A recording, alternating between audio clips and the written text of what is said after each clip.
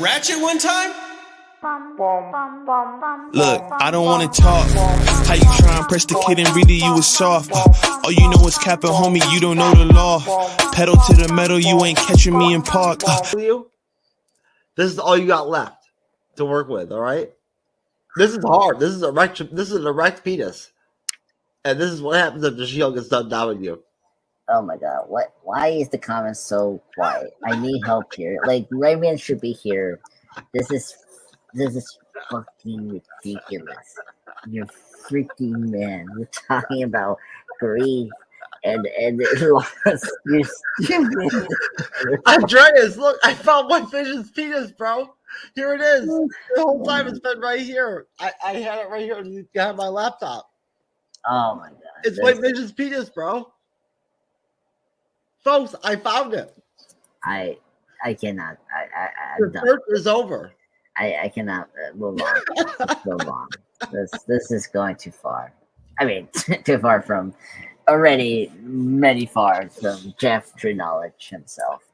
Well, he should be called Ted. What? I think I'll give it a 5 if we want to be disturbing. And White Vision's penis found.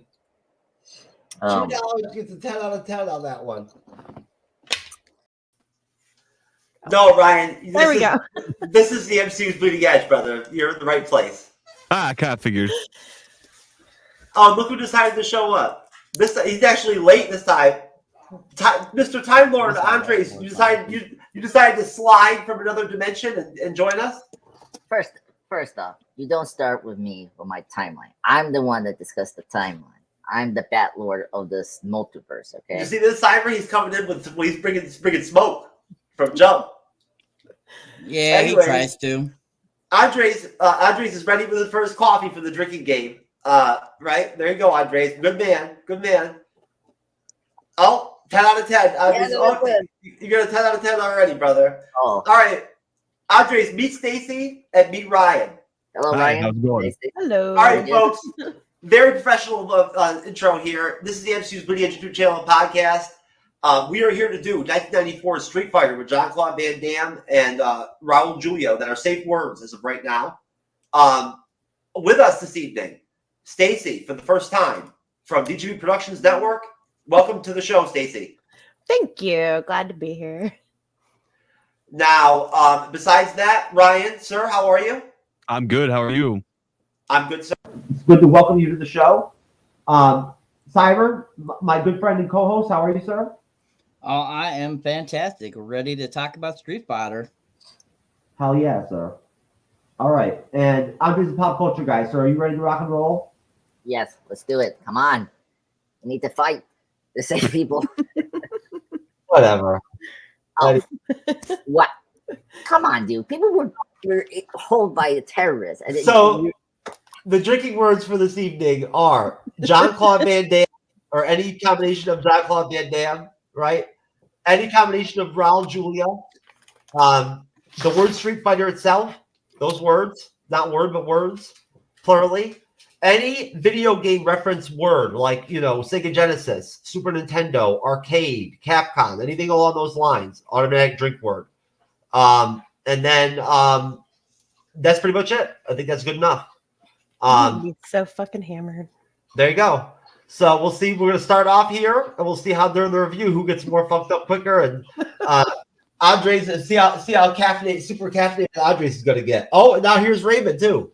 Oh shit, shit's getting popular. Raymond, you're here, brother. There he is. What's up, Raymond?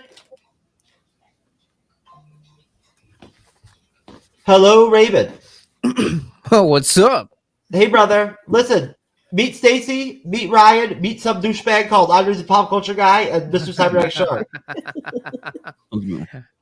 What's going on, guys? I know the Lord of Time. I know him. Yeah. The drink words, sir, for this evening are any version of Jean-Claude Van Damme, any version of Raul Julia, the word Street Fighter, and then any video game reference word like Sega Genesis, arcade, Capcom, Super Nintendo, anything like that. Or you're drinking, bitch. How are you, Raymond? What's going on over at Raymond at Boost and Chill? Raymond, do you change the spelling of your name on different platforms because you really fuck me up sometimes. I always think your name is spelled Raymon. For as long as I've known, that's just how they spelled it.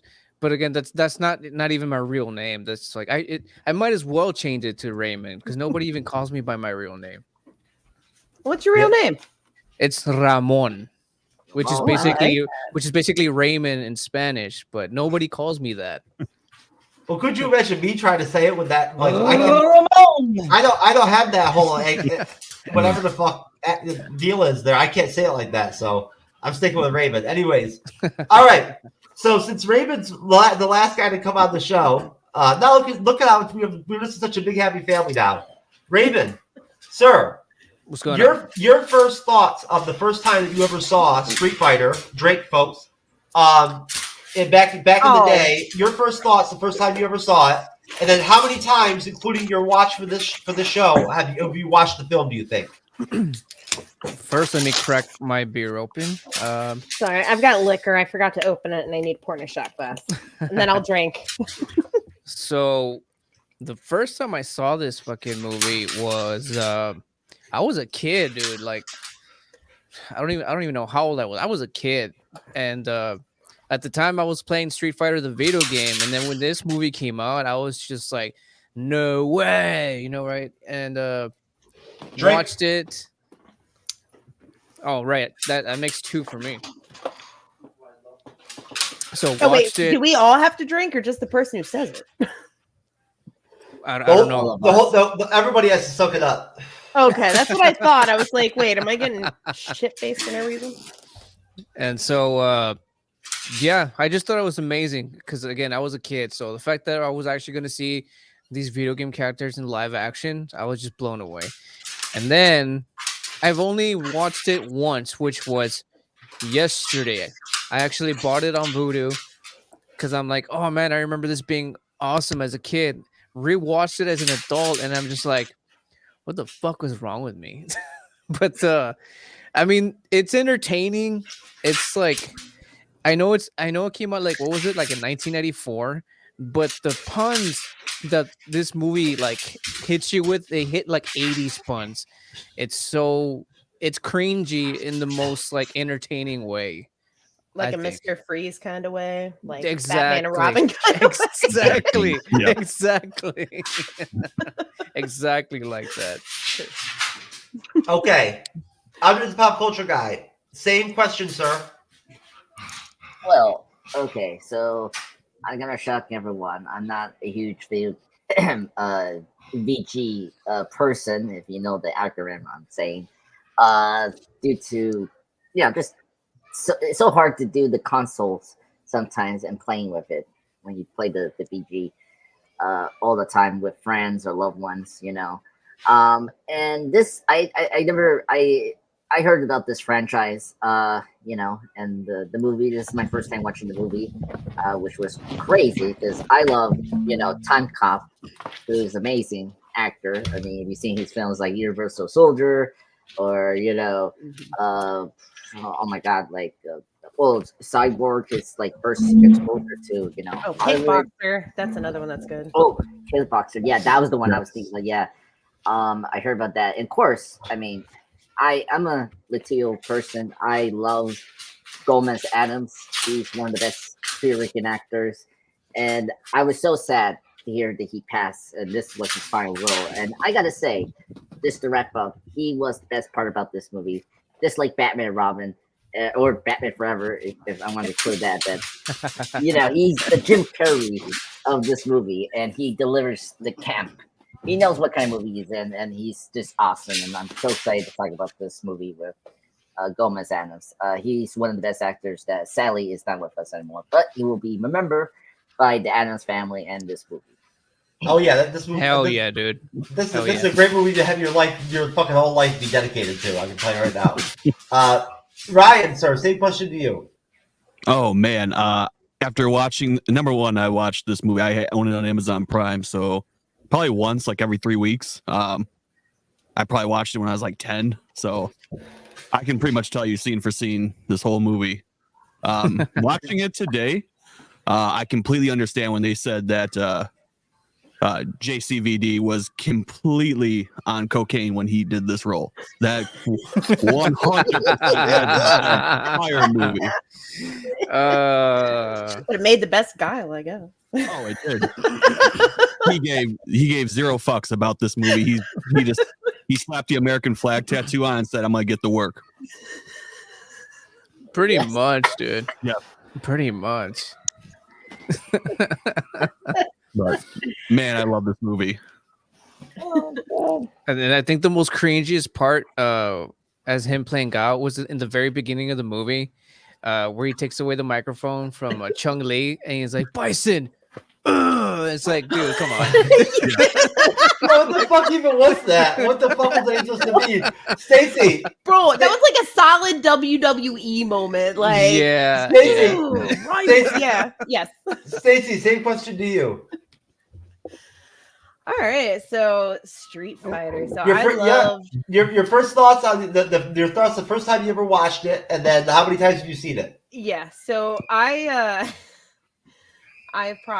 seen it a lot, more than I care to admit. But I really liked it. Now I was a kid. All right. So I was in I think middle school when it came out. So I had grown up with the video games. I loved fighting games, Mortal Kombat, Street Fighter, Video Double games. Dragon. Video games. The drinking word. Shit, motherfuck. Yeah, there you go. Anyway, so I liked those things when I was younger, and just like the Mario movie that came out, it may not have been a good Mario movie, but it was a great movie. Like, honestly, if you go back and look at it, just like was very good. Yo, if you just look at it as a straight sci-fi film, great. But Mario movie, not so much. But Street Fighter has so much delightful camp that I can appreciate now that I rewatch it. Like, it still has a lot of rewatch value for me. But growing up, I thought it was the coolest fucking shit. I was so excited to see Chun-Li on the screen. So excited because I love playing either her or General Bison. So I was stoked. And then when I found out Raul Julia, like my childhood crush, Mr. Gomez, freaking just shit. I didn't even drink my last one on that. Gomez Adams. But yeah, I was really, really psyched. I loved it as a kid. I remember rewatching it so many times as a kid. But yeah, I still enjoy it as an adult, but for different reasons. I didn't think it's the coolest shit ever now. Now I'm just this is so delightfully campy. I love this. Cyber, did you ever think this was the coolest shit ever?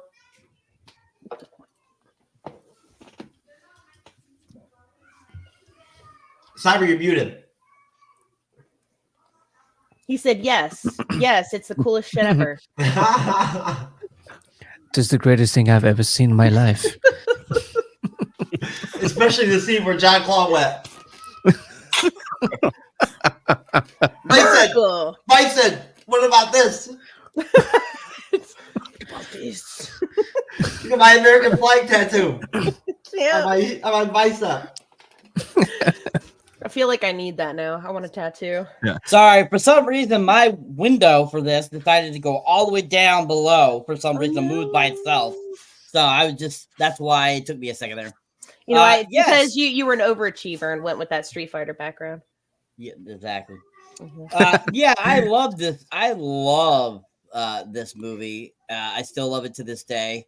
I always thought that this was, going to be a good movie, even when I saw the trailer for it back in '94 when it was coming out. So, I knew it was going to be instant classic simply for the fact that JCVD was in it, and Gomez Adams, aka Raul Julia. Drake. Why would you be so mean? I did it on accident. That was purposeful. I love doing it purposefully. So much fun. So especially because everyone keeps saying Gomez Adams, which I think is hilarious. So, thank you, Mr. Time Lord, for coming up with that one. Mr. Time Cop. But anyways, I definitely think I would have loved this movie, even if I had just seen it for the first time. I definitely think it was fantastic. Basically, I guess moving on into the film itself, the intro. I'm going to read off of the Wikipedia synopsis real quick and whatnot, and everything. Then I'll bust off my first question to the panel. But the way they have it written is, in the Southeast Asian nation of Shadaloo, civil war occurs between the forces of drug lord turned General M. Bison and the Allied nations led by Colonel William F. Guile. Bison captures several AN relief workers and via a live broadcast demands Guile secure a U.S. $20 million ransom in 3 days. Guile refuses and vows to track Bison down and place him on trial for his crimes.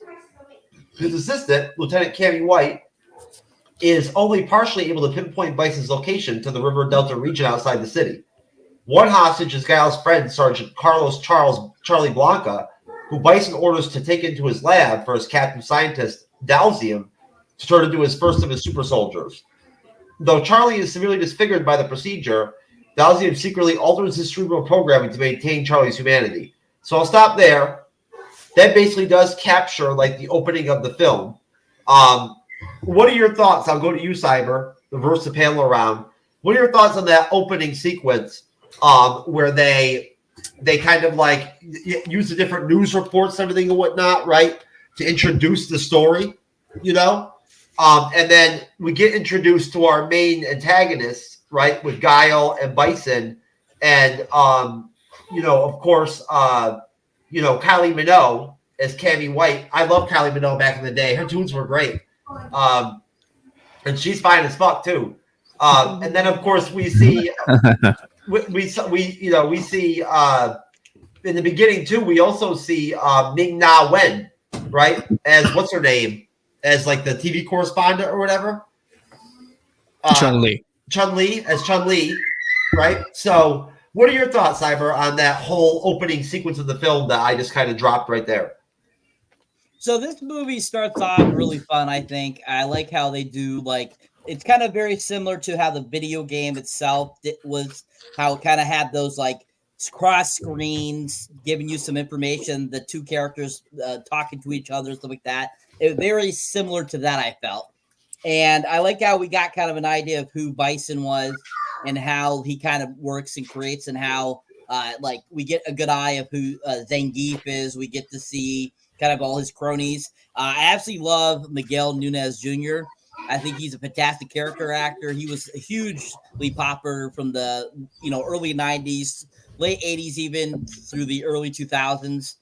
And he plays one of Bison's lackeys, which is absolutely hilarious to see him in it. And he was super funny. And but you get a good concept of kind of where Bison's coming from, what he's doing in this very beginning of this film, kind of giving you an idea of this guy you don't screw with, and he gives that good impression.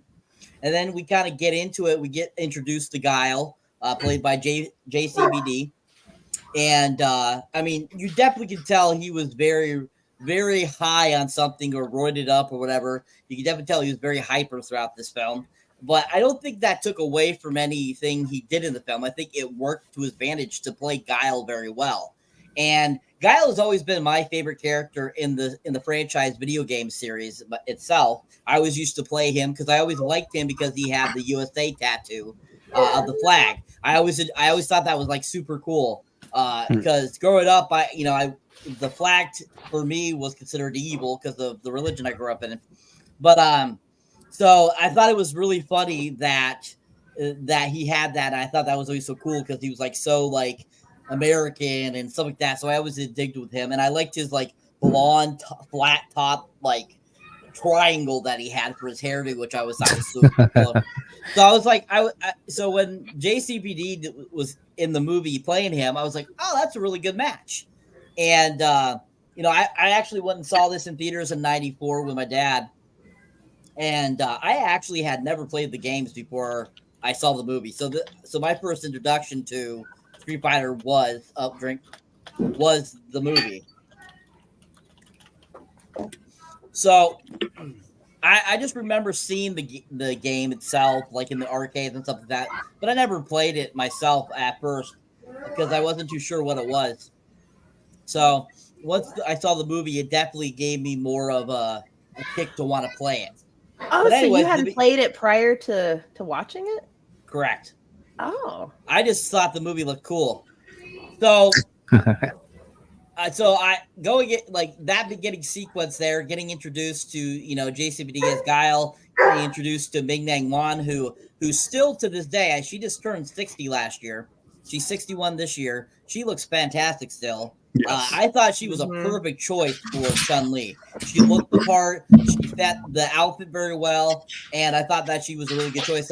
And she actually does a lot of her own stunts. She's actually a stunt woman. So I think that was very impressive to get a woman in there to play this type of character that can do their own stunts. And I always feel like stunt people don't get enough credit for how awesome they are because they're doing all the stuff, whereas the actor's getting all the glory. So I appreciate when stunt people get to do their own roles and get to showcase their acting and their stunt abilities. So I was happy to see that, she got this role. And I thought that was really cool. So yeah, the beginning part is really fun. Yeah, the whole like WWF feel when he takes the mic from her. Yes, I definitely get that. It's totally that. It's kind of like if like either Macho Man Randy Savage or Hulk Hogan was taking the mic and started talking or something. Exactly. Yeah. And get there and be like, "There you go, people, yeah." So it was exactly like that, or Ultimate Warrior or anything like that, but. Definitely felt a little bit like that too when he was like challenging Bison. You're just like, woo, woo, woo. But the guy that plays Dalsum, I don't remember the actor's name, but the first movie I ever saw him in actually was Indiana Jones and the Temple of Doom. He actually was in that film, and I remember when he was in this and seeing him, I'm like, holy crap, I haven't seen that guy in forever. I'm like, he was an interesting choice for Dalsum, especially if you're a fan of the video game series. Dalsum in the games is like this rubbery guy that and stuff like that, which was kind of funny how they had him kind of be like this scientist but had no powers or anything. So I thought that was kind of interesting. Decided to go that route with him, and then the start of Blanca becoming Blanca. I thought was really interesting because you get to see him kind of like still in his human form before he starts to process into the green guy. And just like the images that they're showing him and stuff like that to get him ready, that Bison wants him to see to make him this ultimate fighting machine. You're just kind of cracking up at it going, wow, that does not look violent at all. I'll be like, wait, what? American News at 10 p.m.? Cool. Yeah, I was like, that does not look evil at all, but okay, if that's what you want to use. And just on the side note, the guy that directed this, Stephen E. D'Souza, he actually is a prolific producer, writer, and stuff like that. This was actually his only theatrical directing debut. So this is the only thing he's actually directed that was in theaters. He's done like other like TV shows and stuff like that, but this is the only actual theatrical film he directed. And I think he did a fantastic job, even with this beginning portion of the film. I thought it was really well done. Raymond, what up? Your thoughts Munchie over here, man. Your thoughts are on that. You're giving me munchies, bro. I gotta break out my SpaghettiOs. On the opening segment that I just discussed with everyone, talked about, where we go to the part of the film where Bison has taken the hostages and whatnot and everything, right? And Charlie is getting like experimented on by Roshan Seth is the actor that plays Dr. Dowson to that point. So the intro of the film. I don't remember much how Cyber was comparing to the video game, because like I said, I've played the video game and I have the video game, but I don't remember how they're similar as far as like how the beginning. That's two drinks, because if you say the word video BG, then cheers to all you. That falls into the category of like any word that's related to y'all drinking beer. I'm over here taking shots of 99 proof 99 peaches. Not gonna lie, I was gonna have some whiskey on the side with this stout, but it was a little too late. Now, to be fair, I've only been filling it up maybe a third of the way, just because I had a feeling we'd probably be drinking a lot. I just do like half a shot. Yeah, that's about what I've been doing. Yeah, but no, go ahead, Raymond. No, what are your thoughts on the introduction to Bison and whatnot, and everything, right? And Guile and all that, and that dialogue, and like Well, in the very beginning, it's interesting. Cyber was saying, it's very it's like news broadcasty, and it's all being done by Chung Lee as the reporter, and we get to see like I said, what's his face, Jean-Claude Van Damme pull off that wrestling move with the microphone. Oh, why, sir? You mean Lieutenant Guile? Lieutenant Guile, there we go. We get to see him do that wrestling bit. It's like, when I get my hands on you, I'm gonna eat your ass up situation. And so that's funny. And Bison in the very, very get-go, like they make him into a total badass that he's supposed to be, like he is in the video games. I love that he was played by what's his face? Fucking RJ, there we go. Raul Julia. Drake. No, he said Julia. No, any version. Wait, no. Well, I got the accent, I guess. So no, it shouldn't count, and that is the correct pronunciation. All right. But yeah, I love Raul. Like he's like just like the best. Like from Gomez to that's another drink, man. Are you trying to fucking like put the hurt on your round of the panel or what? Right, I'm gonna be dying from alcohol poisoning. When you guys get to me, I'll be like, fucking wide opening, Guile. But overall, it's just cool. Like the beginning part is cool. It's hilarious and just exactly how pretty much every '90s movie pretty much ever was. It has comedy, and they had to have the action, and they have to add the comedy for some weird reason in the most randomest like spots. Like they just kind of like throw it in there like just randomly. But those are '90s movies, I guess. Well, what do you think, Stacy? While you're still coherent, while you're still here, while I'm still able to speak. So I actually love everything about the opening. Like you said, it gets really campy, but so when you went over the synopsis, it's kind of funny because if you didn't know what the hell you were talking about, it sounds like a serious action movie about fucking terrorists and drug lords. The way you described it, and like a reporter getting involved, like super serious, and then you're like, hey, it's fucking Street Fighter. I'm like, they did a good job like describing that. That was good. But no, everything. That's a drink on that. Wait, what did I say? SF. No. What's SF? The title of the fucking movie. Even that way? God damn. I didn't know that counted, or else I wouldn't have fucking said it. So then what do we call it then? Call it call it the Fighters in the Streets. Just call it abbreviated SF. But we just drank to that. You just said to drink. No.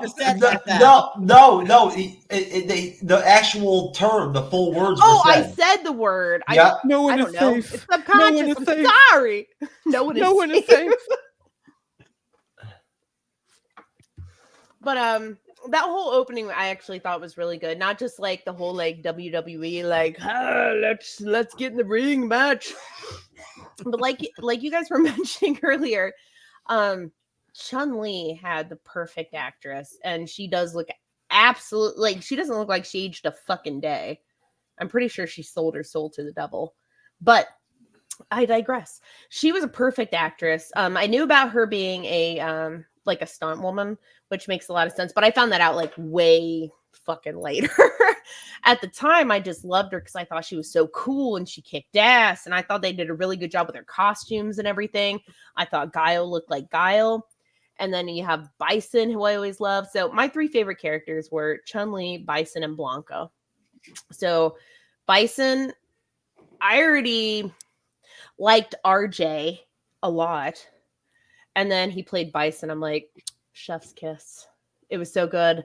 Especially when he's all like, but of course. And he's like fucking flying through the air and shit. I love him. He's great.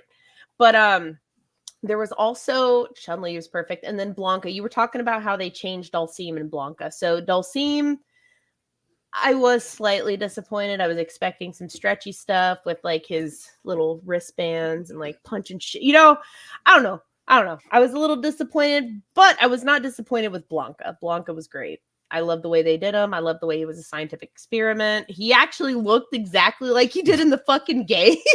The hair and everything. Dude. Every fucking thing. Like he looked like he walked right out of the game, and I was like, well, motherfucker. But he was smaller though. He was smaller, but like everything else, like his features and shit were on point. We're talking about his physique, right? His physique was great. But yeah, he was I thought they had a really good casting choice. I actually only heard a little bit about like the cocaine use and stuff with Jean-Claude Van Damme until you guys all started talking about it. And I was like, well, that makes a lot of sense now in retrospect. But also it does add to the character. He did a really good job with that. But yeah, my whole impression of it was it's great. Even now I like the campiness of it. Oh my god, I forgot his name. There was one scene where hold on, let me find his name. I cannot believe I can't remember this. I'm Googling. I'm bad at names too. You've got 3 seconds. E Honda. 3 seconds or you drink. So E Honda was like being tortured and stuff and whipped. And they're like, how do you handle that, dude? And they were like, or he was like, it's like, you know, I just leave my body and I go to another place. And then they were like, next time, can you bring back pizza? And for some reason, I thought that was so damn funny, and that stuck with me forever. I'm like, that's actually similar to how I handle my experiences at the Savage She-Hulk spa and massage. Yep. You know what I'm saying? There you go. I just leave my body while She-Hulk savages me on that bed in that room. So you just let it happen. Yeah, I just try to leave your own body and like go in your own to a different place in the multiverse. Oh, I've done that. You got to, because you're getting savaged by She-Hulk. You paid for a massage, and now all of a sudden it's She-Hulk time. So, anyways, Ryan, sir, you be next on the slate, sir. Your thoughts on that introduction of the film? Oh, it was great. I loved SF2, which was what the movie was based off, was the second one, not the first game. I really was excited when they introduced E Honda and Balrog as her camera crew, because the funniest opening scene was when Cammy just throws Honda out the truck with his sandwich in hand, and just immediately like starts hacking from like a makeshift media van, like that's common everyday like 80s technology. Like, yeah, I know, I'll trace all the phone calls from this media van. So seeing that was hilarious. I was excited when we heard that Dhalsim was going to be introduced, and I was like, come on, just throw one fireball. Right. If there's anything that I need, is just one fireball. One thing, one time. I don't care how we get it, but I'll be happy with that. But Bison's portrayal was there's not a flaw in that portrayal, especially the after credits scenes, which I found out a lot of people have never stuck around to see the after credits scene. Really?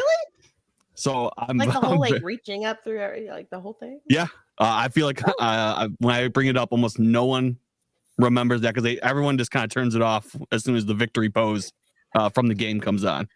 Wait, hold on. Is there actual like videos like at the end? Yeah, there is, and even shows like Bison's hand like popping. It actually is a shredder thing going on. They beat Marvel. They beat Marvel with that shit. No fucking way. Like, dude, I literally bought this damn movie, and like this is a Mandela effect, because there's literally nothing. There's audio, but there's nothing.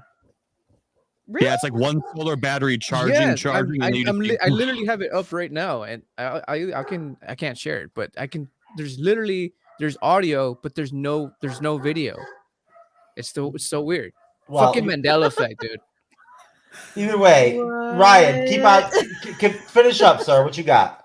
But yeah, Bison just that was the perfect casting. I wish that he had the electricity early on. I find it weird that he was completely controlling that ending fight and it was just like one good roundhouse to TVs that got him. But overall, the intro was like flawless. That was perfect. Okay. All right. Andres, round us out on this one, brother. Hold on. I'm just watching the post credit scene now. I was like, what the hell's going on here? Yeah, you know what? Yeah, I'm gonna check it out one more time myself too. I'm so surprised. Everybody acts like that's like a fucking Marvel movie scene. I'm like, they've been doing that in random movies since the fucking 80s, bro. You gotta stay for the credits. This is since the Masters of the Universe when Skeletor come out with that pink water. And you say, like, it's not this movie. It really started from that movie. Anyway, so he's right. I'm watching it right now. I skipped the whole credits, and I was like, oh my god, this is a post credit scene, best thing ever. Anyway, so the opening was amazing. I mean, full of cheese, full of camp, full of just crazy. Full of queso. Yeah. I mean, that's queso. Oh my god, that is so cool. I mean, oh my god, when we see the main villain, of course, Bison, played by Gomez, he is just oozing present, and just he has one of the best dialogue in the film. I mean, whenever he talks, I just like it. I'm in. He's just committed. And speaking of Skeletor, he is the Frank Lucena of this film. Like that's like just the best thing about this movie. It's just he is Skeletor for the Street Fighter. Oh my god, drink! I'm so sorry. I'll drink to that. Yeah, Skeletor. I'll join. I'll join. Yeah. So we'll I won't yell at you for that. Cheers. Yeah, it's just like he is just Hail Skeletor. Yeah, exactly. And of course, Time Cop himself playing the main protagonist. Just you can tell he's just doesn't give a fuck about this movie. He's like he is Tommy Wiseau of SS. He's not. Yes, Tommy Wiseau. Because when he speaks. Look, when I saw this movie just today, I was like, when he talks, it reminds me of Tommy Wiseau. And when he's like, oh my god, I need a vacation. You're not fucking I need wrong. a vacation. You need to stop. No, you're totally right, though. Shit. And then it's like, oh, I want, can you enlist? What was it? Towards the end of the movie, he wanted those two guys to enlist. And the way he said it was just so funny. I was just, oh my god. It's just what he's trying to do with his accent. I was like, oh my god, this is so hilarious. So Time Cop, salute you. You're the Tommy Wiseau of the 90s. But that's like his accent though, right? It is. No, okay. Tommy Wiseau had this. I've seen him like in a weird, crazy shit. He's a little off, like unhinged, but so is I don't want to say his name. You know who I'm talking about. Universal Soldier. Yeah. Time Cop or Time Cop. Fucking A, dude. Universal Soldier. Universal Soldier, baby. Bro, that movie is so fucking good. It's so badass. It is badass. So good. Oh, that and Bloodsport. Oh, Bloodsport. Yeah, that was good. I love Bloodsport. All right. Let's Andres. Your thoughts on the introduction of the film, so we can move on. Yeah. I'm sorry. Yeah, and then I agree with everyone with the other character, the Chun-Li. We love Chun-Li. Everyone loves Chun-Li. She's a fucking goddess. Yeah, she's the other actress. Yeah, she's amazing. She's the best actress. It's another wonderful like from Andor or an Ahsoka, Mr. P or Mr. M scenario there for you, Mr. Time Cop. Okay, all right, whatever. Well, I'm gonna call her May from Agents of S.H.I.E.L.D. That will make it easier for me to say. So, Agent May is an amazing actress. I love her since Agent of S.H.I.E.L.D. She's the best actress, best actor in this film after Gomez. And she just delivers everything. I agree that, she is right for the character. The costume's good. So I really enjoyed this opening. It's really great. You said she's on Agents of Shield. Oh, She yes. is. Yep. Yeah, I didn't know that. I'm like kind of surprised. I haven't watched Agents of Shield yet. I've been meaning to. I was just a little surprised. That's all. Sorry, go ahead. Okay, I'm sorry. My mom was calling me. She's out doing. She's in a challenge in a sushi bar. It's crazy. Anyway, What kind of challenge? Eat challenge. Tell her to eat all of it. Drink enough shock. Yeah, She must fight the chef for her she food was. in one-on-one combat. Okay, just. I'm sorry. I'm good. I'll tell my mom about this story now. It's like, I'm sorry, Mom. I had to mention in the film that you're in a challenge in the sushi bar. Go for the crotch. Yes. The spicy mayo. So overall, great opening. It just sets you in the right mood for the film. Let me move myself so I'll call my mom that I'm all right. And Okay. Aliens didn't take me away. Okay.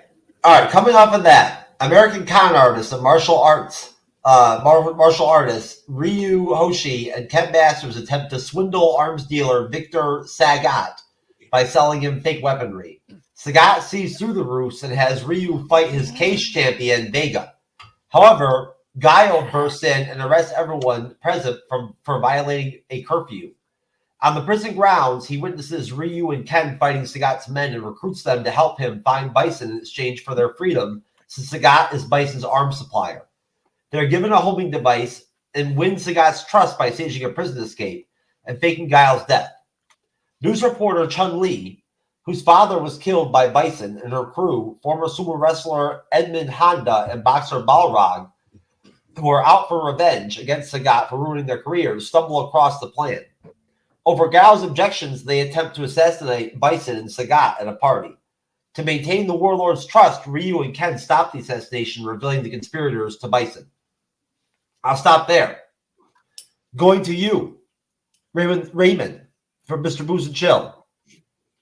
What are your thoughts on that segment of the film, sir, where we get like the introduction of Ryu and Ken?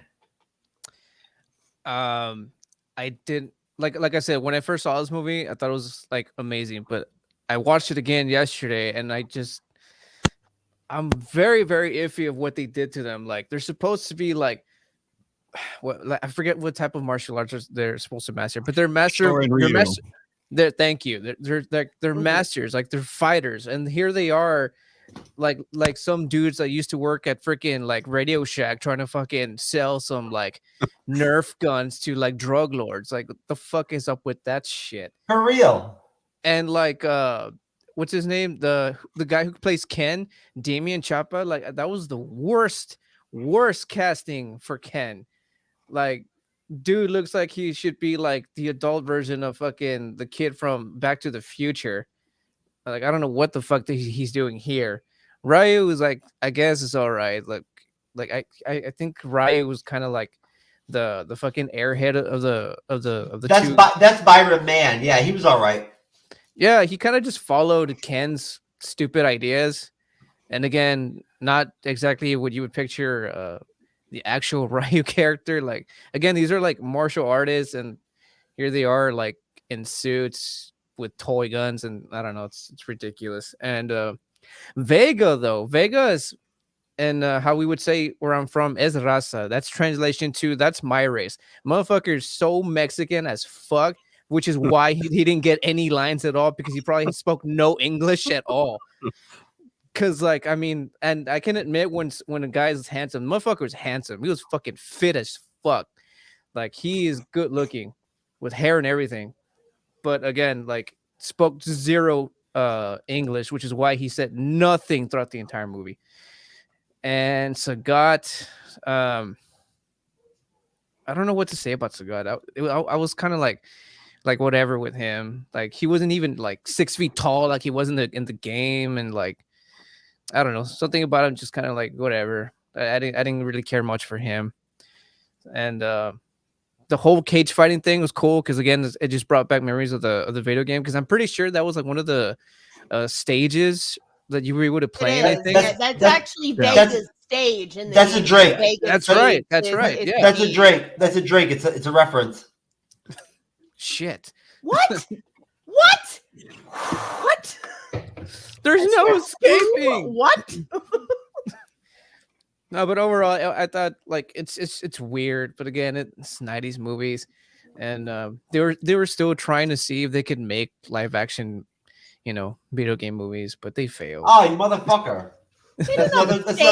That's another Drake. That's another Drake. Well, they failed with the characters.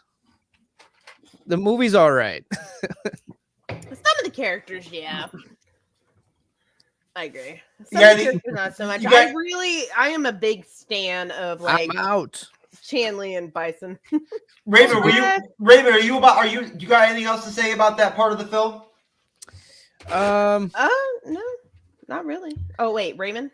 I thought you Yeah. said Raven. Raven. Sorry. Raven. No, Sorry. unless you became Raven. No, that's just my username on everything else. That's the reason I was like reacting. Oh, to it. there you Sorry. Raven. Sorry. Do I have anything else to say? Yeah, anything about the faking of Kyle's death or anything or any of that crap? Faking of Kyle's death? Oh, we're going that far? Yeah.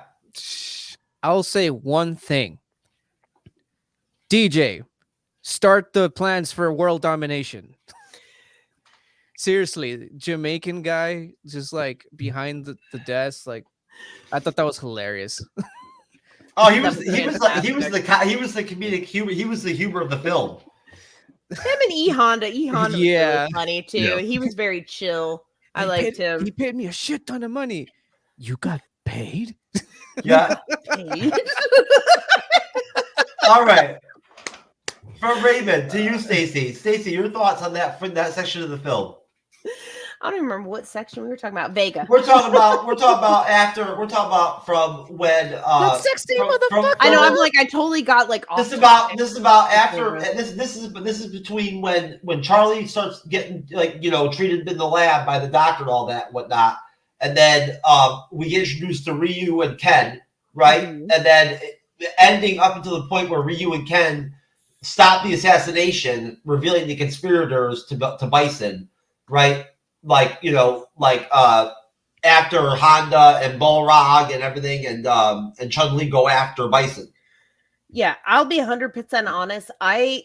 This is gonna sound terrible, but I thought all the characters were so perfect. But like Ken and sometimes Ryu, I just kind of like they were just kind of there. They didn't say anything comedic or did anything like particularly badass, so I don't really pay attention to them. But Vega, I forgot about him when we were sexy talking. motherfucker. No, dude, that dude was so fun to play in fucking Street Fighter.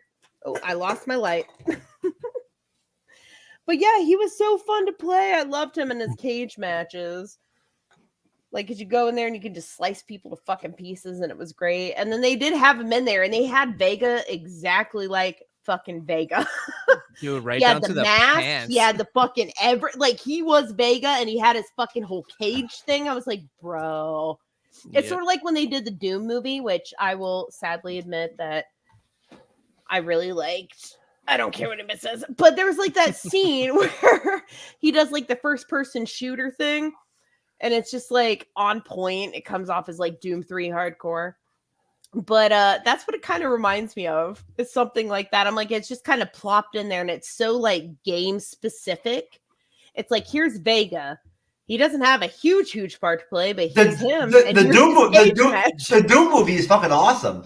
Yo, my husband picks on me all the time for loving that movie. No, that's a good ass movie. Listen, I've only played the original Doom, and then I played some Wolfenstein. And then I watched the Doom movie, and I know it's not like hell on earth. They made it more scientific or whatever. But as somebody who likes science fiction monster movies and loves VG, I actually was a fan of it. I actually thought it was really cool. I like the Rock's character. I like all the characters they had in there. I'm a fan of VG too. To be honest with you, a big fan. Yeah. Of VG vaginas. Oh yeah, that too. As a bisexual woman, so can't get me there. There you go. Motherfucker. How do you know? I've been known to bag a tranny or two in my time, Stacy. You. Boy, have you seen trans people these days? They look hotter than I do. I spend an hour and a half on my makeup as a makeup artist, man. Those fucking bitches are hot. I'm pissed. I've always said I would like a tranny friend. Of course you want a tranny friend, motherfucker. Yeah, you mean friend? No, like just like an actual friend. I think it would be really cool to add a tranny it to like a actually friend. I do actually legitimately on spice things jokes up. side have a lot of trans friends, but they are actually really cool. Well, all right. Finish up your thoughts on this section of the movie. Yeah, of so Street this Fighter. section of the movie was great. I liked a lot of stuff in it, mostly Vega, as we talked about. I was really hyped about that cage match and stuff. Like when you mentioned, I was like, I have vivid memories. It's like Vega.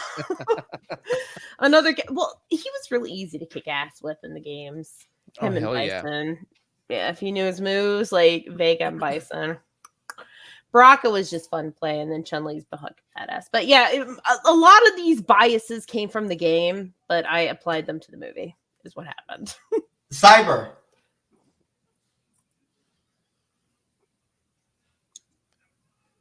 think he's muted again. I was unmuted there for a second. Jesus fucking Christ. Anyways, yeah, this is a good section of the film. I mean, you get introduced to Ryu and to Ken, who, I think weren't horrible. I definitely think Damian Chapa could have done better. I definitely think that he could have been played by a different actor, look a little more like Ken from the game. But I still think he did a good enough job. Not older, just a little younger, maybe. His hair be a little more fuller, kind of more like. That's actually true. Yeah, actually, the late '80s, like band hair, a little bit, very platinum blonde. Yeah. Actually, yeah, you're right. Yeah. If you think about it, you look at Ryu in the video game. Even though he's supposed to be from Japan, he looks very white in the video game. I feel he does look very American. Yeah, so actually. They did that on purpose, I read. But I think it's fun that they brought in that Asian actor Byron, and I think he did a good job. Plus, also when he took off his shirt, he was buff as hell. He looked awesome. So everybody in this movie was hot. Surprisingly, it was very uncomfortable. So yeah, it was like a thirst trap for everybody who likes fucking Street Fighter. I'm like, you gay, you straight, you bi, we got you. Yeah, so he looked great. And it's like softcore porn. Right. Okay, guys, I'm talking. My turn. All right. So basically they end up going. We get to see them, get introduced to them. We get introduced to Vega and to Sagat, which I absolutely love the guy that plays Sagat. I think he's a great actor. He's been in a ton of things over the years. Wes Studi, and he is freaking fantastic. He was in Heat. He was in Heat. He was in Deep Rising. He was in several movies, Mystery Men, etc. And he always plays really good bad guys. He usually plays bad guys, but the few movies that he's played good guys, it was kind of funny seeing him play that kind of character. But he was great as Sagat, I thought. I really enjoyed him, even though he didn't look that much like the video game itself. Still having the eye patch and being bald, I thought that was good enough to bring the character across for the live action form.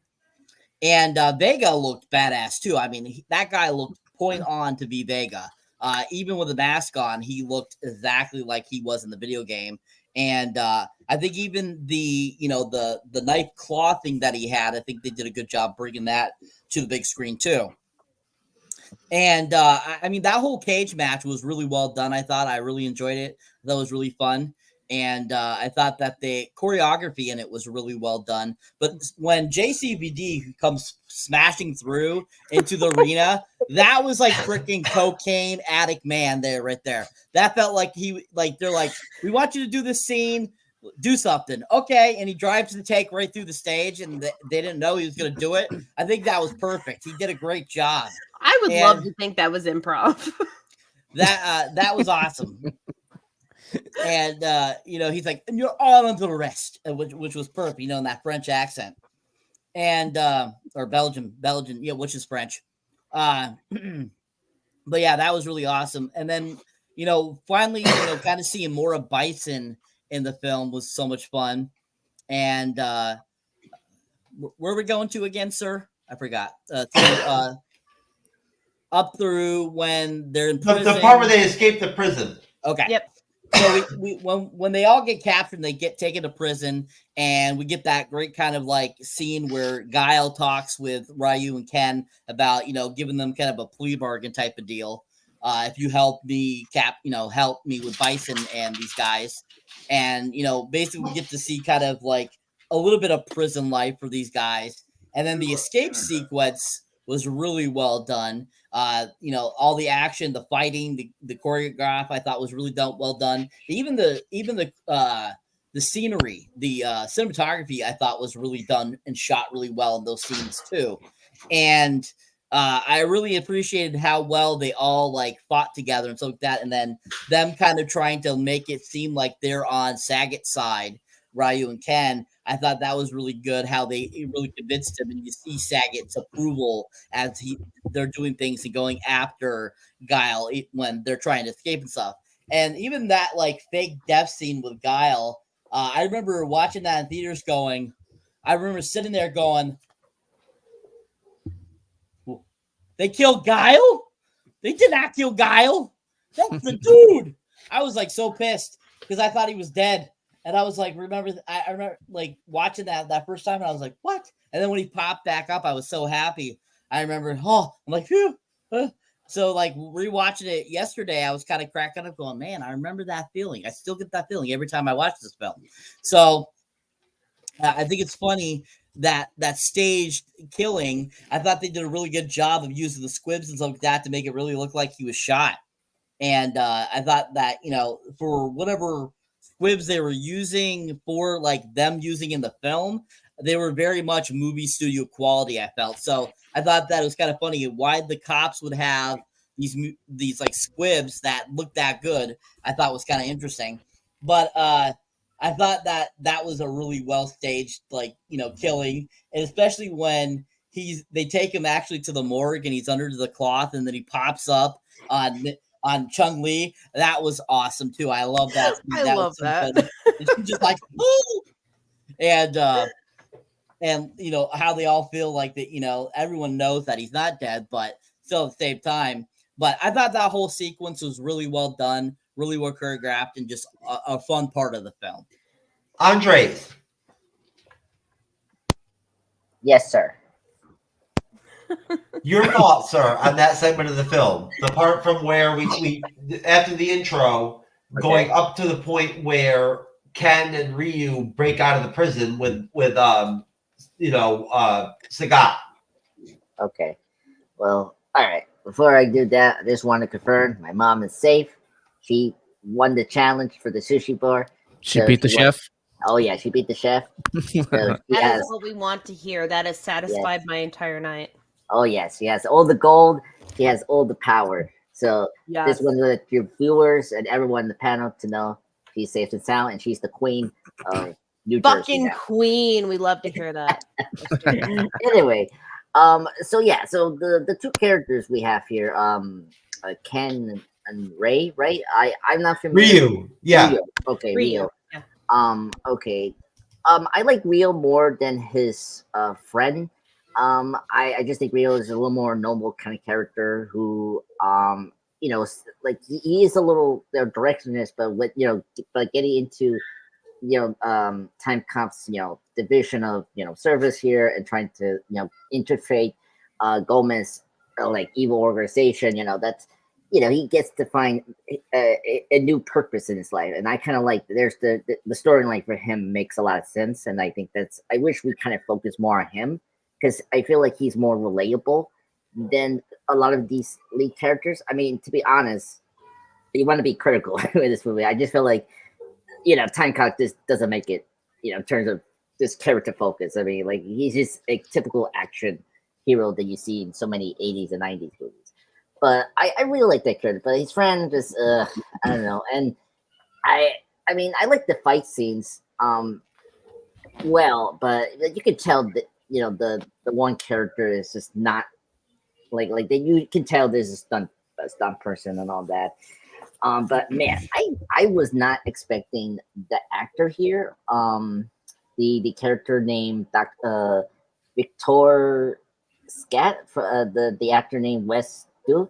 The Native American actor who's so well known from the Michael Mann movie Last of the McKeons. He's a terrific actor. He's the other best actor here. He's like Poison Ivy and Two-Face of this movie. Like, he knows what kind of movie he is, and like he's just camping out when when he tells his army to like pull the guns and shoot at them, and then they're toy guns. I was like, oh my god, what movie we're in? I was just cracking up. And yes, I agree with all of you guys. When Time Cop himself came in, storming into that boxer ring, and then he said, "All of you are under arrest," and his Tommy Wiseau performance, I was like, oh yeah, that's the like, you all under arrest. You're all under arrest. So, really quick question. You said that actor was in Last of the Mohicans. Yeah, He was, Wes- yeah. He yeah, was. yeah. What's his name? Wes. I'm really into shit. No worries. This is his name is Wes. Wes Studi. Yeah. Oh yeah. Oh fuck yeah. He's in a ton of stuff. Just looking at yeah. his face. Jesus. Yeah. Yeah. Last Mohicans is a great movie. Yeah, love that movie. shit. He's a great villain, and I was so happy he's in this movie because he's just another one I love. Yeah. So then after that, okay. First off, like, the guy that serves the water in the police station, totally unexpected we get an assassination tip in that. And he's like, here's some water. And then bam, he just like, I'm gonna get you, Time Cop. And like, I'm gonna get you, Time Cop. like, he punched him right there. I was like, he's bomb movie.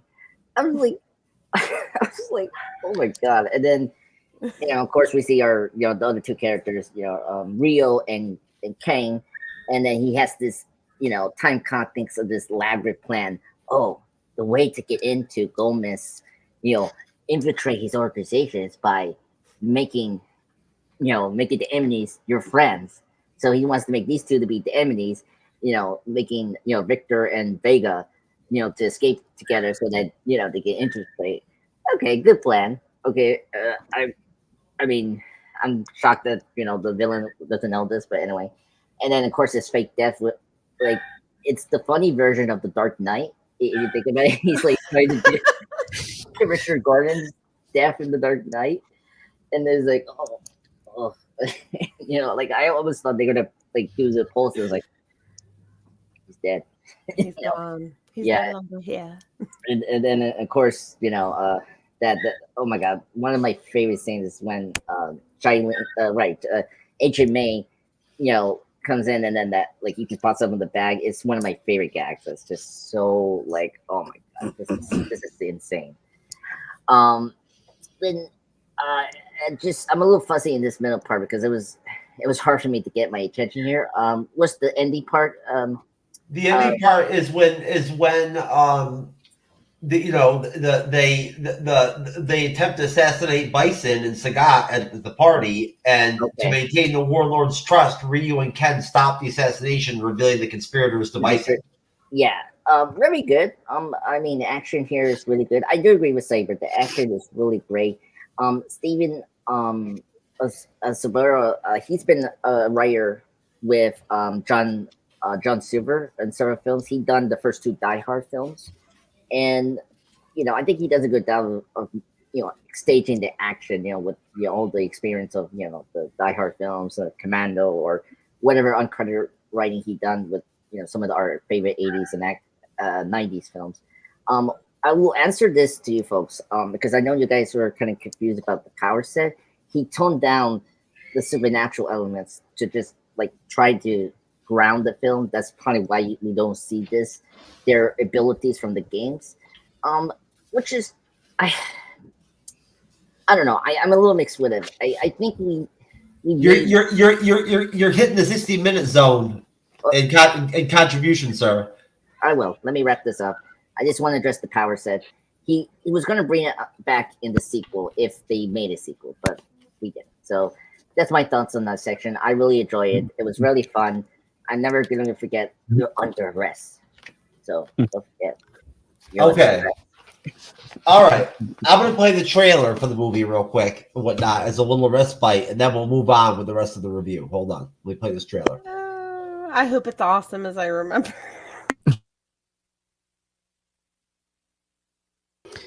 I will admit that speech was pretty cool. Bro, everything that comes out of any, if it's guile or in Bison's mouth, it is epic. Yeah. There you go. Over. Straight up. Game Period. over. All right. Lightning! Back to the film. Returning Tuesday. to his base. Bison inducts Ryu and Ken into his organization and orders Honda and Balrog imprisoned and Chun-Li taken to his quarters. Ryu and Ken break Balrog and Honda out of confinement and rush to confront Bison, who is fighting Chun-Li and getting his ass beat. Bison escapes and releases sleeping gas, sedating them all. Guile plans his assault on Bison's base. He is impeded by the AN, who decide to pay Bison the ransom. Nevertheless, Guile and his loyal troops proceed with the mission. At the base, Dalsum is found out by a security guard. During the ensuing fight, Charlie is released, and he kills the guard to protect Dalsium. Guile arrives, sneaks into the lab, and encounters Charlie. Guile prepares to shoot Charlie to end his suffering, but Dalsum stops him. Bison prepares to kill the hostages by unleashing Charlie on them, but Guile emerges and engages Bison's guards until the remaining AN forces arrive.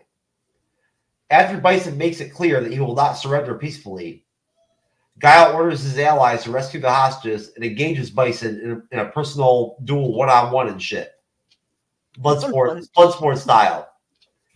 As Guile and Bison fight, Ryu and Ken defeat Sagat and Vega. Bison's computer expert DJ flees through a secret passage joined by Sagat. Bison's bodyguard Zangief engages Honda in a fight until learning from DJ that Bison was the true enemy of freedom and peace and sides with Ryu and Ken to save the hostages. I'll stop there. Go to you first, Ryan, then to you, Stacy. Then to you, Raven. Go ahead. This was the best part of the film because I know Andres was saying that they didn't have like the power set, but during this final fight between Ryu and Ken and Sagat and Vega, they actually did do the Hadoken. You saw like a brief flash where you saw his two hands go like that. And you saw Ken do the spinning kick to Vega. So that was fantastic.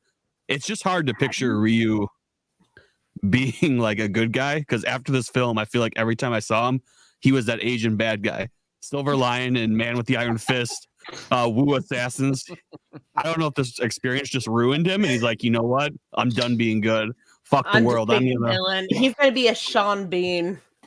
I'm lighting the match and just watching it all go. But that was fantastic. The Zangief and E Honda fight was pretty good. The fact that he didn't know what was going on was really funny. It's really funny because those two actors were in Necessary Roughness. And I don't know if they met, I think they met in that film first before they both came to Street Fighter. So that was great seeing them kind of come back together. That was a good movie. Yeah. But anytime Sagat's in the film, all I can think of is the Sphinx from Mystery Men. When he told Ben Stiller, I don't know why you have the watermelon on your feet. Oh my god, yes. I haven't seen that movie in years. I used to love it. That's Sorry. like the only thing that ever comes on my mind is if he had brought that line to the movie, that would have been fantastic. But the fight that started between Guile and Bison, that was probably the best part of this film, was that final fight. I didn't think it was going to be that good. The fights were okay leading up to everything, but they really took a lot of sequences from number two, and they really put it into this fight. And I was very, very happy with how it all worked out. Okay, Stacy. I pretty much am gonna say the same thing that he did. I thought everything was great. I really liked the fights towards the end of the movie. The only thing that disappointed me with Dulcim was because I was expecting him to be stretchy or throw a fireball, but that's because I was a kid and I was expecting the game. But it was okay because everything else was fucking awesome. But yeah, that anything with Chun-Li in it, any sequence, anything with her in it was just fucking on point, and she was always kicking ass. Like, I always hear people bitching about how, you know, women on screen never kicked ass up until like the late 2000s or whatever. And I was like, bro, have you not seen like fucking Aliens or Kill Bill or Street Fighter or 600 other million things I could fucking list off the top of my head? Yeah, someone was badass, and I am slightly biased, but I'm also biased towards Bison. Pretty much every I love the Guile Bison shit. Like the whole fight. I know he like copped out with his death with being like fucking, you know, kicked into fucking TVs. I don't give a shit. Yo, every line out of his mouth was fucking gold. Like fucking gold. Like I just remember every like little teeny thing he would fucking say, from like, you know, like it was a Tuesday and it was 20 years ago today. You hadn't proposed to yourself. Like everything. You Oh know, my god, that's the best everything line. that came out of his mouth was fucking great. That was the best fucking line, It man. was.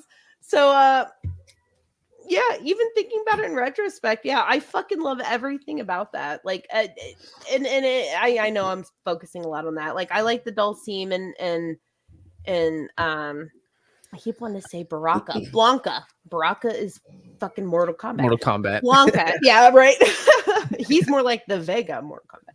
But no, Blanca, like I really loved him. Dulcim, the only thing I was disappointed in with the not stretchiness, but like the Guile and Bison shit was golden. Anything with Chun-Li in it was so good, and anything with E Honda and it was like on point. Now with Ryu and Ken, I like the actor and the portrayal of Ryu. Ken, I thought could have been better. He actually came off like as more of one of like the Double Dragon people from that movie. Like I felt like he was plucked from that movie and like I can see that right in the actually. Street Fighter. You know what I mean? I can see that.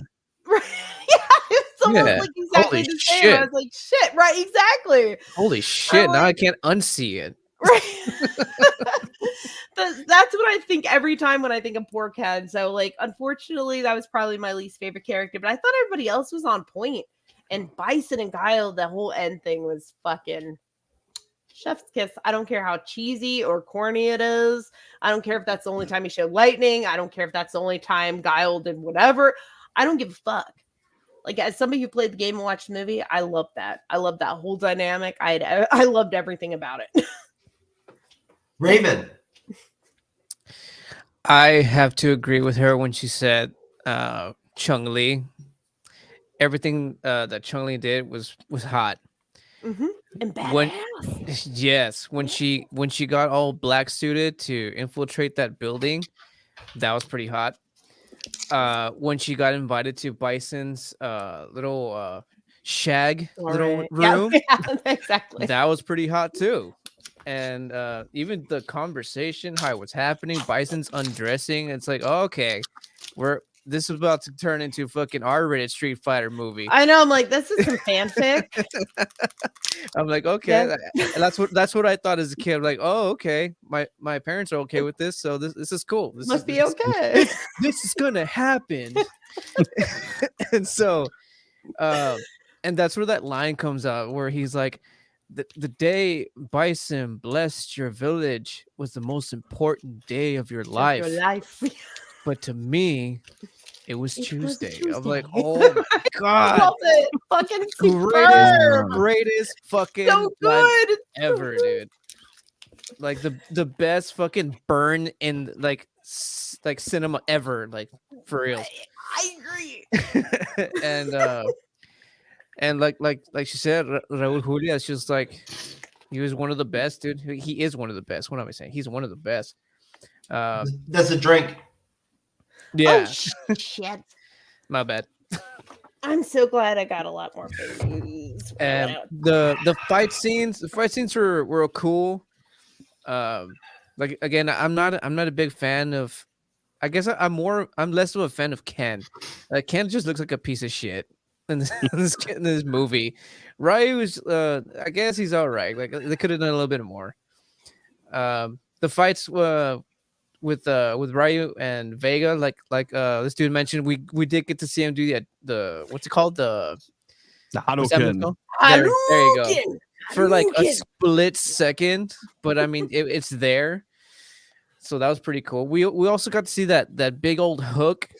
It wasn't like like in the video game. It was, Yeah, I was gonna say it was in one of the stages. yeah, it was like a Yeah. Yep. I caught that. but it was there. It was there, and the fight between Honda and what's his name? Zangief. Zangief.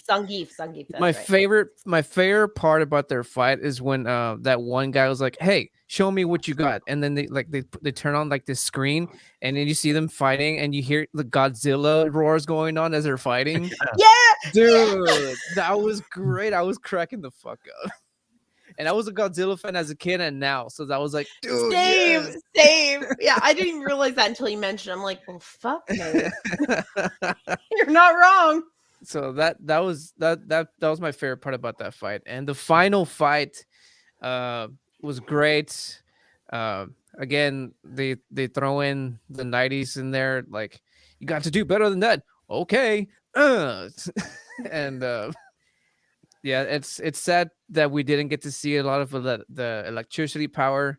We got to see like the shoes brighten up and him flying and stuff like that. I got to see enough personally. Yeah. Like, okay, I got to see it. Was the point. Yeah, same here. But yeah. the only kill trip for me was the way the fight ended. Like, I feel they could have ended it a lot more. Other than him being kicked into fucking TVs. I didn't even go that far, to be honest with you, but that's fine. Go ahead, Raul. Because it's like, oh, I have the power of electricity, and I get kicked into TVs that are run by electricity and kill me. You know what I mean? Like, I was like, no, that's kind of lazy writing for me there. But other than that, I thought the final fight was cool. It was. All right. I agree with you on everything. Cyberneticshark, sir. So this portion of the film is really enjoyable. I mean, as we've all mentioned, you know, the whole film itself is very enjoyable. There's a lot of great points to it, a lot of great fun. The fights are amazing. But this section of the film, you know, we get that great battle between, you know, Sagat and Ryu and Ken, and we get that great battle between Guile and Bison. We get to see Zangief and E Honda battle each other, which was really fun. Which I gotta mention Zangief because the actor that they got to play him was spot on. They had the hair right, they had the hairy chest right, everything about him. He looked just like Zangief, and I thought that he did a great job playing that character. And he was absolutely freaking funny, which was perfect because if you ever have seen the movie Wreck-It Ralph, they actually have him in animated form in that, and he's exactly the same way. So I think that they did a great job of bringing that to life.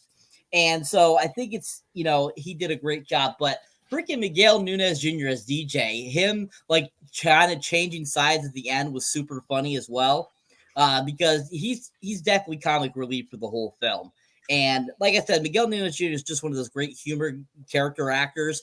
Actually, what's funny is he actually has a small part in one of the Friday the 13th films, and he's absolutely freaking hilarious in that too as well. But what he brings to this film was like perfect for that role, and I thought a really good kind of like computer guy, which was really funny.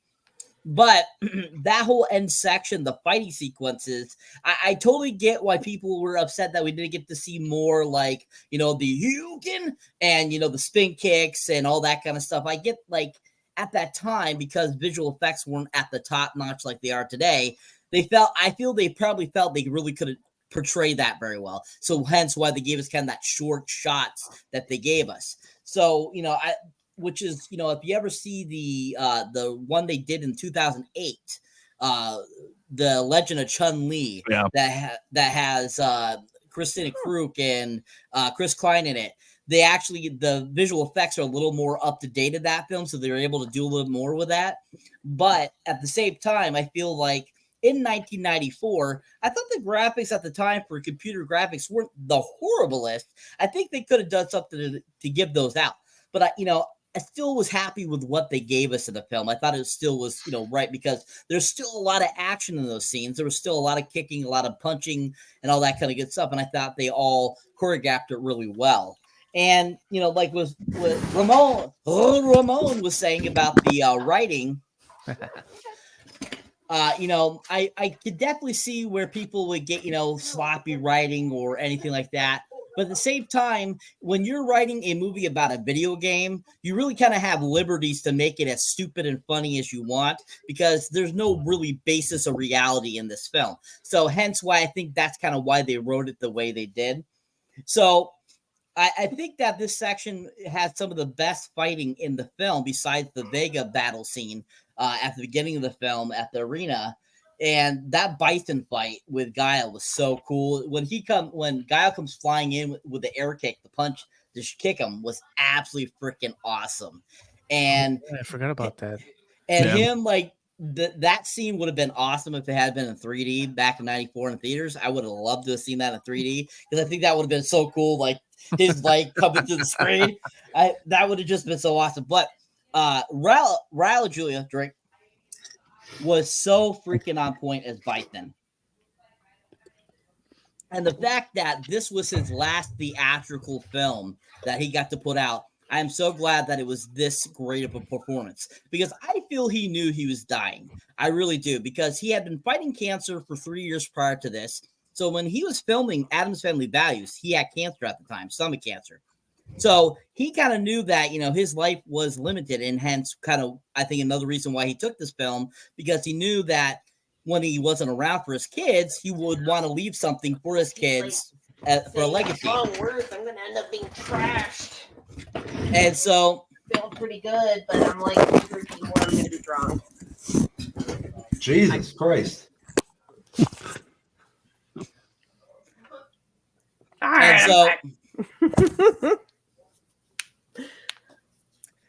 And so, I think Who's that gonna say him.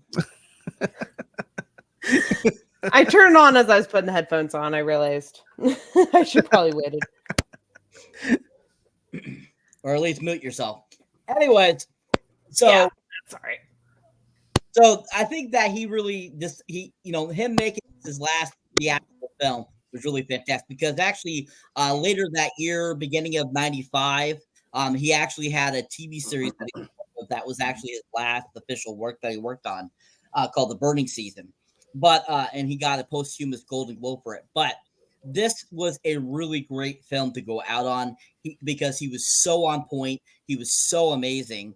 And so that final battle sequence with him, he did it so perfectly. Like everyone else was saying, his lines were on point perfect and so fun, and like just the right amount.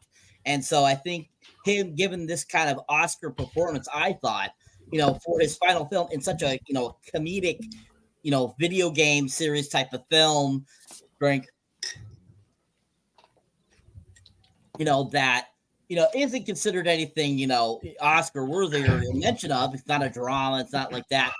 But still, that performance was worthy of some awards, because he was just so amazing. Great sequence of the film. Loved it. Overall, really great portion of this film. Andres, let me finish up this last little bit of the summary, then I'll go to you. So Guile gains the upper hand against Bison, kicks him into a bank of hard drives, electrocuting him. A revival system restores Bison, who reveals that his suit has advanced automatic first aid mechanisms and electronic weaponry, including superconducting boots that enable him to fly. These gadgets allow Bison to gain the upper hand and beat Guile. As he moves to deal the death blow, Guile counters by kicking Bison into his monitor wall, which explodes, apparently killing him and overloading the base's energy storage system. The hostages are rescued, but Guile stays behind to convince Dalzium and Charlie to return with him. They refuse, with Dalzium wishing to atone for his responsibilities and mutating Charlie. Guile flees the exploding base and reunites with his comrades, and then we get the final scene behind Cyber. Go to you, Andres. Your final thoughts, sir, on the film. Okay, all right. Let's do this. All right, this is the section part that makes me love this film. My favorite. Nessa's Time Lord. Exactly. My guilty pleasure film. I mean, this is bombastic. This is pure spectacle. First off, let me say just a nitpick, just a stupid nitpick.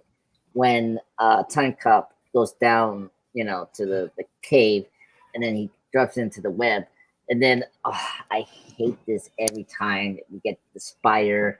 And I was like, oh, come on, dude. You were making me happy, like loving this movie. And then I had to see this big, just whatever.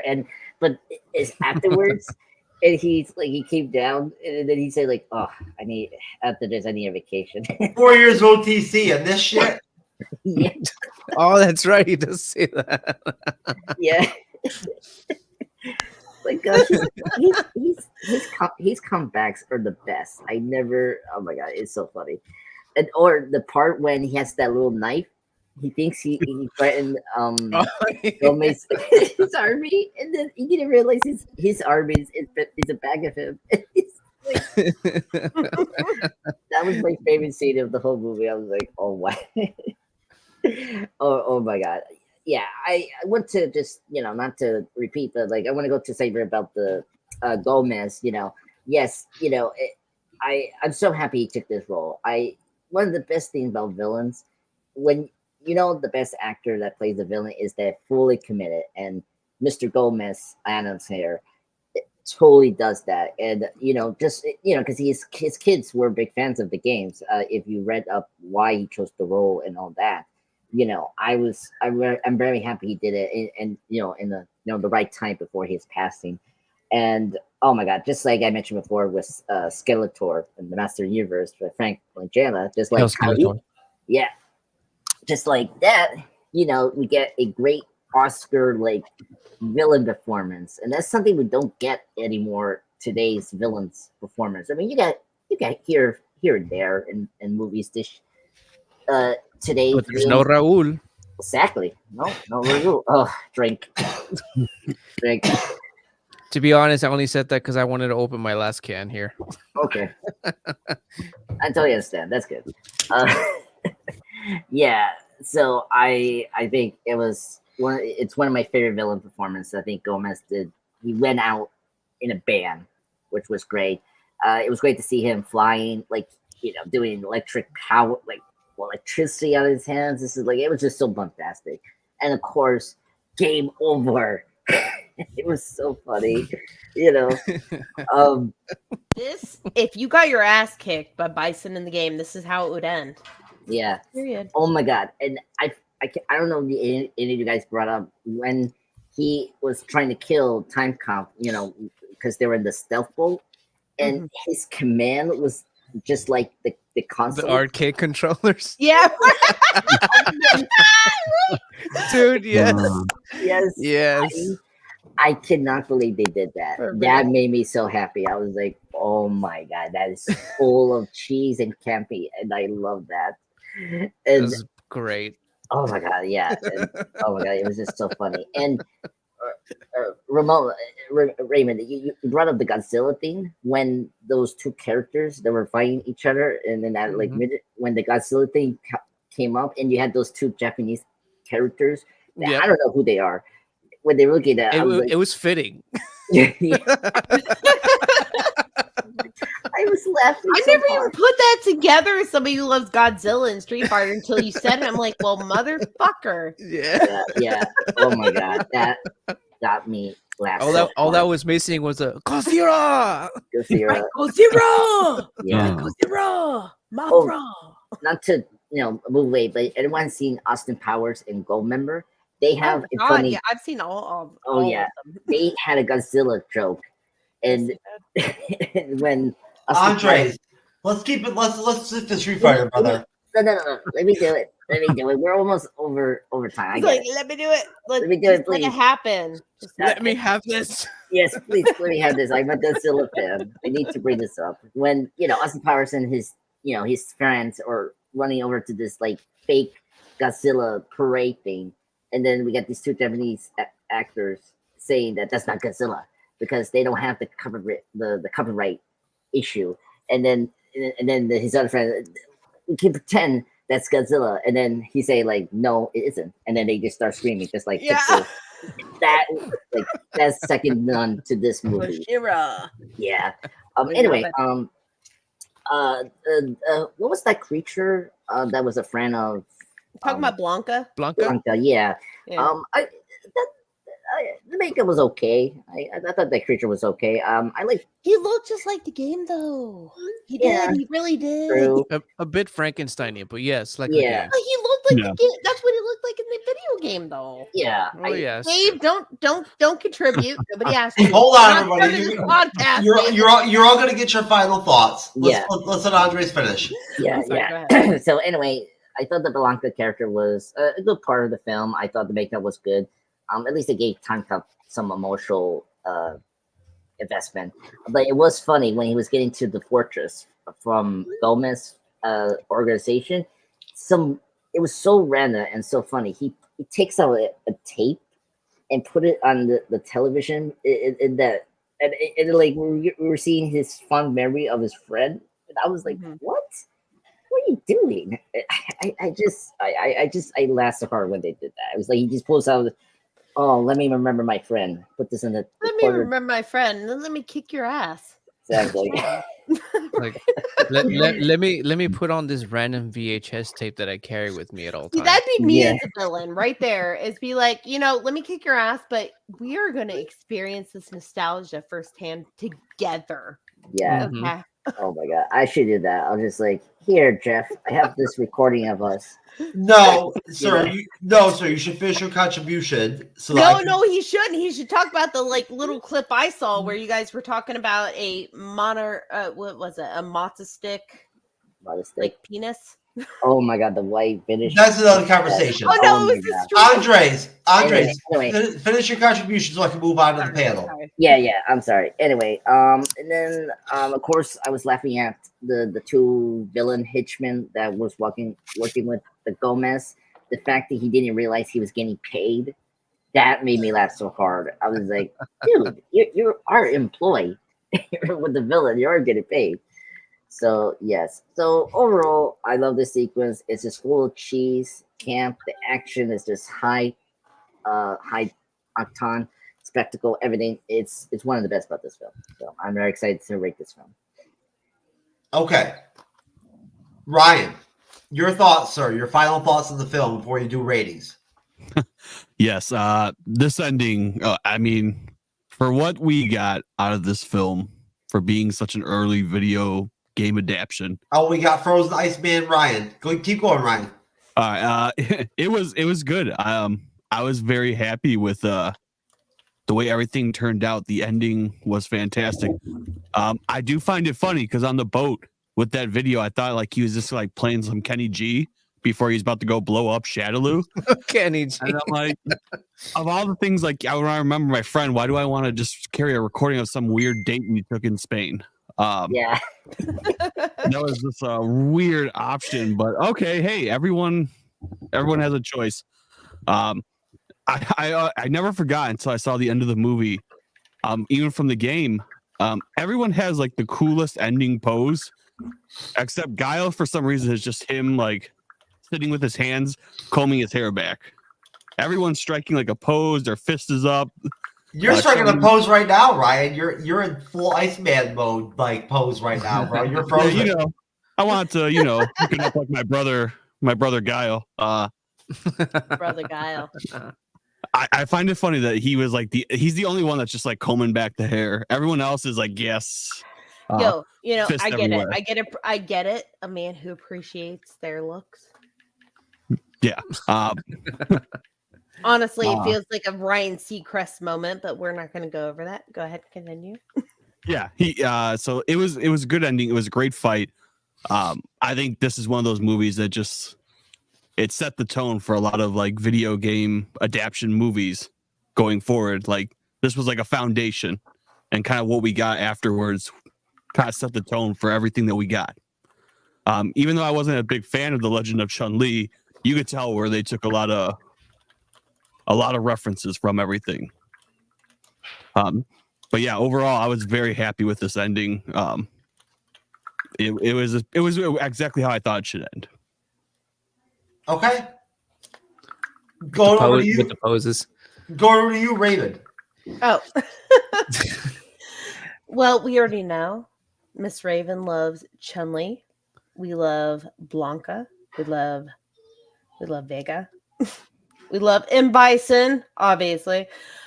No matter how much cheese or camp this movie offered, it undoubtedly offered entertainment. Whether you thought it was campy or cheesy or stupid or funny or awesome, were you, not to quote Gladiator, but totally too, were you not entertained? Were you not entertained? Yes, you all were. We all loved it. Amazing. That makes it a great movie. Period. Also, M. Bison, biased. That's all. Okay. Oh, Riley will be back. All right. Bouncing to you. Over to you, Cyberneticshark, to wrap things up. All right, great finale in this film. Getting to see Bison's powers was really fun. Really enjoyed it. I thought that he did, once again, Raul did a great job of bringing to life that character Bison. Drink. And that,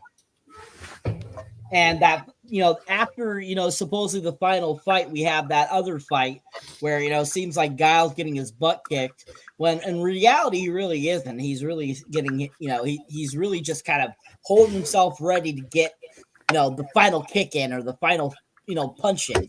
And we get that great scene. Of course, we get that great scene where, DJ finds out that he's not getting paid, which everyone thought was hilarious. And I thought that scene was very hilarious. It is funny. And, Ditto. Freaking Zangief says, "You getting paid?" was absolutely freaking hilarious too. That was fantastic. And, but like how Zangief, like at the end of like actually starts helping, which was really funny and super awesome. I absolutely love that. And, that, them all kind of like trying to get out of there at the same time. We see the place starting to crumble and stuff like that. And once, finally Guile, finally supposedly kills Bison and that explosion happens, that special effects there was done so well. And I just thought the whole ending was really fantastically done. I really enjoyed it. I thought there was a lot of great choreography. I thought that final scene where it shows that all of them together and it says Street Fighter, which was really awesome. And, going into the post-credit scenes that we get to see pre-Marvel, which there was Raven was saying, there's a lot of movies in the 80s, the 90s that had post-credit scenes if you stayed through the credits. And a lot of the times, if you didn't see that, you wouldn't realize that that's leading into a sequel or into, a future film down the road. And sometimes it was just kind of like a little Easter egg that they would give you just for the hell of it. Like they did it in Lake Placid, showing the crocodile on a big truck being shipped to wherever they're taking it. Those post-credit scenes have been around a really long time. A lot of movies have done that. But I thought the ones in this were absolutely freaking hilarious. They were so fun. And I just think it's a really great way to close out that film. But really solid ending to this film, really enjoyable. We get to see all the people. They all were great. They were all fun and they kicked butt. This is just a really solid film. Really great ending. Well, let's do ratings. Raven, you start off, sir. What's your rating on the film? Oh, we're going to ratings already. 1 to 5, 1 to 10. What's the rating here? Let's do 1 to 5. 1 to 5, I would have to say 4 for the action. No, one number for the whole Just film. one. Oh, okay, fine. Then it has to be 4. Shit. I would say 4. I was gonna be the same thing, like for action or for plot. Okay. Yeah. That's what I was going to. Ryan, 1 to 5. Give me a number.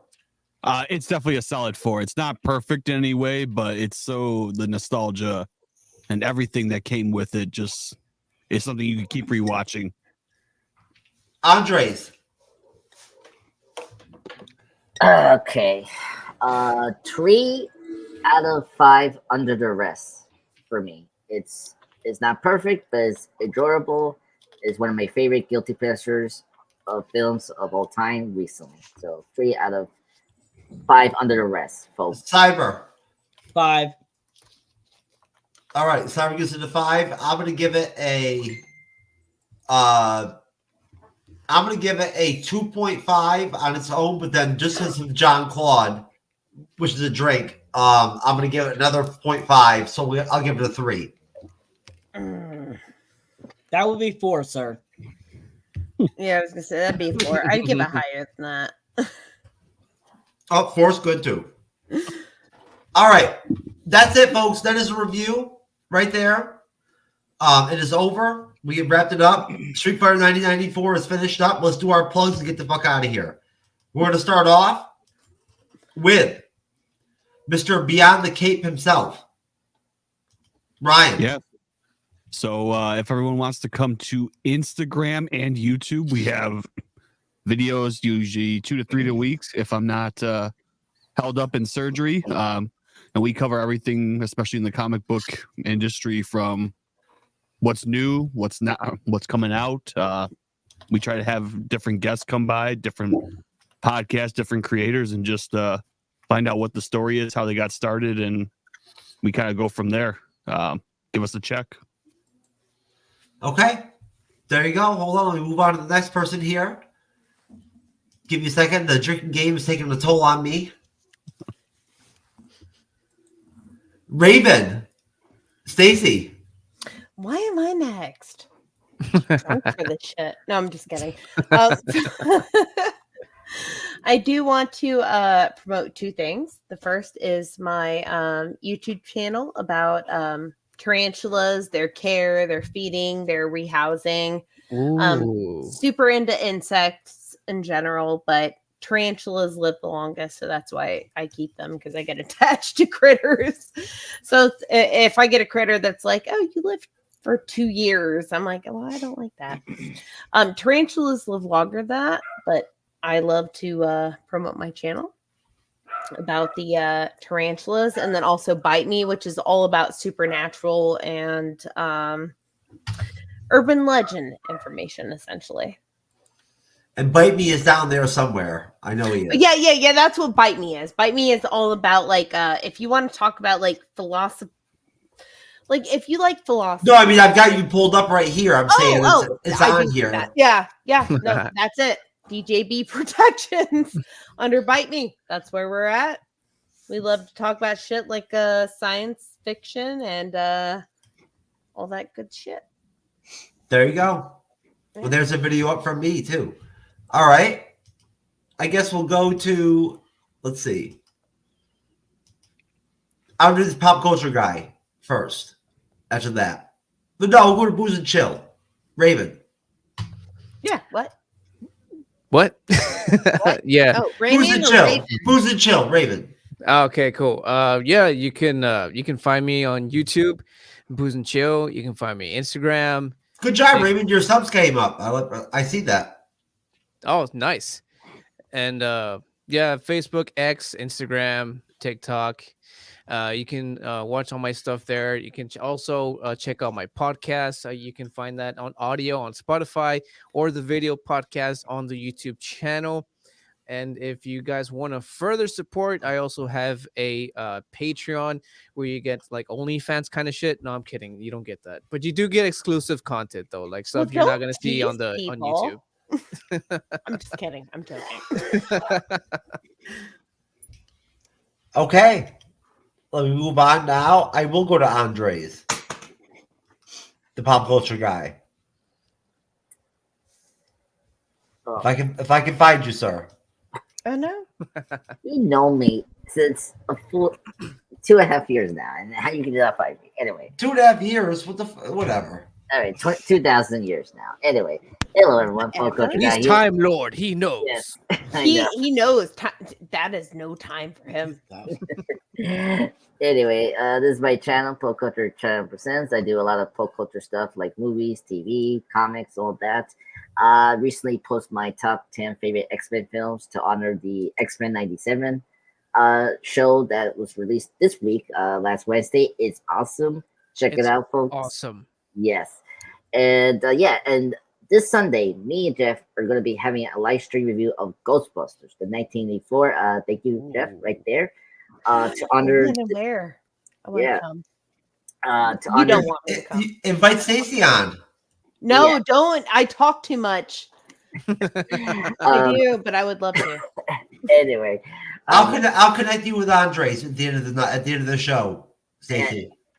Sounds good. So so anyway, let me finish my Ghostbusters Frozen Empire, the movie that's coming out today. I heard some good news from my friends, so I hopefully I can check it out, this week or next week.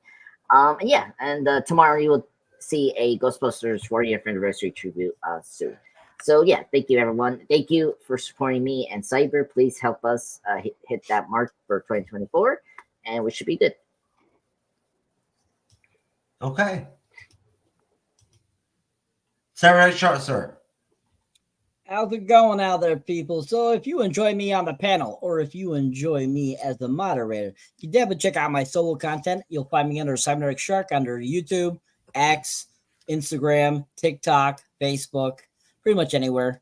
As you can see, my most recent video is my trailer reaction to the Borderlands film coming out, so definitely check that out. I will have my Crow trailer reaction up soon, along with my review of Kung Fu Panda 4. And Kung Fu Panda 4, guys, you got to check it out if you haven't seen it. It's so good. It's such a good movie. But anyways, I'll be having some more little shorts for you guys up too soon, as eventually if some films. My most recent one I put up was for Street Fighter.